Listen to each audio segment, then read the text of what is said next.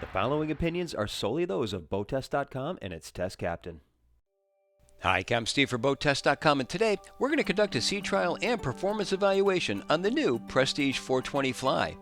This is an easily handled boat that's comfortable to drive and maneuver around the dock. With a protected helm on the main deck, there's no need to add a surrounding protection to the flying bridge deck, and both stations provide excellent vantage points. Let's start by looking at the lower helm. This station is situated on the starboard side forward in the salon. The layout has a compass in line with the wheel. Two 12-inch Raymarine MFDs also display the visuals from the open array quantum radar. Below and left are accessory rocker switches. The Lenco trim tabs can be swapped out for optional zip wake tabs. And there's a rudder angle indicator ahead of the wrapped 3-spoke wheel. To the right is the 7-inch engine display. Below are the autopilot, windlass control, remote spotlight control, and the VHF. On a panel to the right is the engine control binnacle and the joystick combining the bow thruster and main engines for full maneuverability around the dock. An opening side window is a much appreciated feature. On the bulwark to the right are the ignition keys and the fire suppression monitor.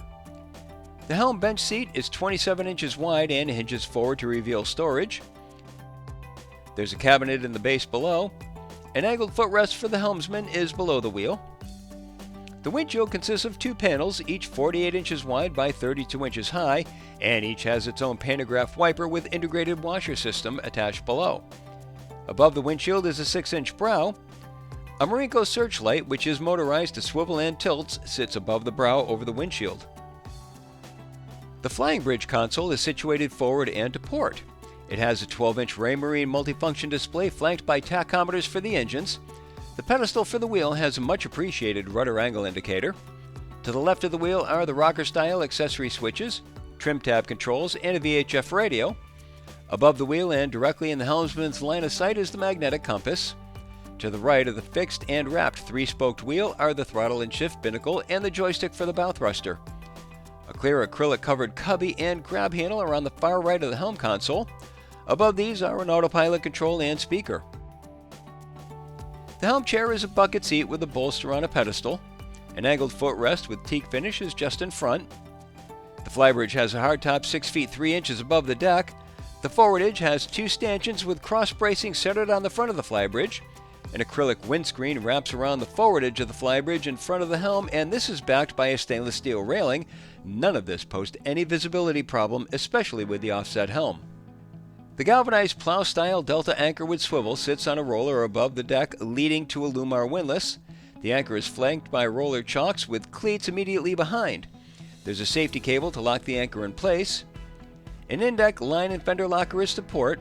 It has a twist and lock latch and hinges outboard. There's a bungee to place over the rail to hold the locker open. Inside is the remote and a handle for the windlass. Also in the locker are both fresh and raw water washdowns for the anchor and rode. Just forward of the cockpit table is a hatch in the deck that leads to the engine room. The hatch has an automatic switch to turn on the engine room lights when open, and we can see the oil dipstick on the port engine right near the ladder. The dipstick for the starboard engine is on the outboard side and can't be checked from here. The hatch cover has sound insulation on the undersides, as does the entire overhead in the engine space. This Prestige 420 owner opted for the bigger 425 horsepower 6.7-liter Cummins diesels with V-drives. Standard engines are the 380 horsepower Cummins. There's a second hatch just inside the salon slider that also allows access to the engine room, with a ladder dropping down in front of the engines. This is useful for service work. Our test boat had the Cummins Onan 7.5 kW genset on the forward bulkhead.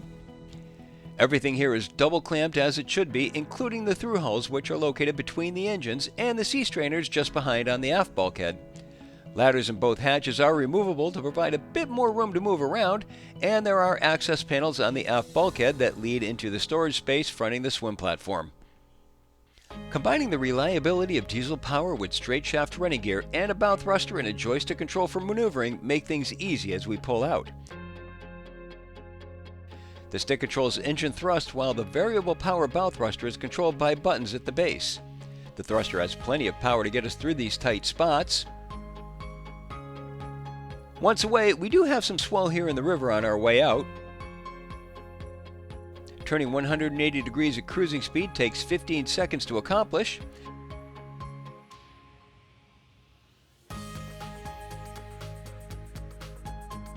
There are almost 5 turns of the wheel from lock to lock. Clear to the river, we go up to the Flybridge to see how she handles from there. Here, the Prestige 420 has one of the largest flybridges in class, and visibility is nearly 360 degrees. The 420 has a length overall of 42 feet 10 inches, a beam of 13 feet 5 inches, and a draft of 3 feet 7 inches. With an empty weight of 22,928 pounds, 123.6 gallons of fuel, and 2 people on board, we had an estimated test weight of 24,090 pounds. With the Cummins 6.7-liter 425 horsepower diesels turning 24 by 29-inch 4-bladed props and run up to 3,060 RPM, our speed topped out at 35.9 miles per hour. Dial back to 2,400 RPM and 25.9 miles per hour, we measured our best economic cruise with a 24.5 gallon per hour fuel burn, which translated into 1.1 mile per gallon and a range of 293 miles. All while still holding back a 10% reserve of the boat's 309-gallon total fuel capacity. Noise levels at the lower helm ranged from a low of 59.6 decibels at idle and rose to only 79 decibels at cruise speed of 2,400 RPM, then on up to 83.9 decibels at a wide-open throttle setting of 3,060 RPM. In acceleration test, the Prestige 420 got up on plane in 6.3 seconds and reached 20 miles per hour in 8.8 seconds. Skies were overcast during our test with a 15 to 20 knot breeze kicking up a light chop. Not quite the conditions for testing seaworthiness that we could wish for, so we resorted to crossing wakes to see how she fared. She split them nicely, threw water well to the sides, and had no pounding. The steering on the 420 is tight, however, but she responds nicely to the wheel. Maneuvering around the dock with the joystick requires just enough thrust to get her going. She's a heavy boat, so don't be too gentle with her, but don't play her like a video game either. Gradually adding power should do the trick. The variable speed thruster has plenty of power and she handles well.